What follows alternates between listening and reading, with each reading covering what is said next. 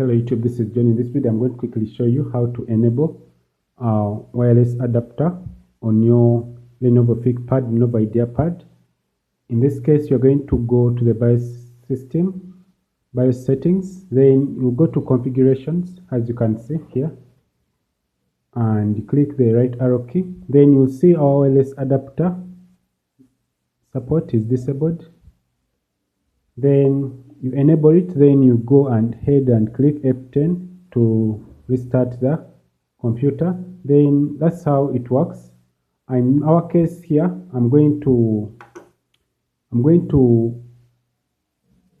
power on the computer. Then that's how you enable. In case you have the red X in your computer, this is how you do it. Thanks for watching this video. If it was helpful, please subscribe to my channel and comment for more help, and also share, click the bell icon in order to get notified whenever I upload useful videos like this. Have a nice time. Goodbye.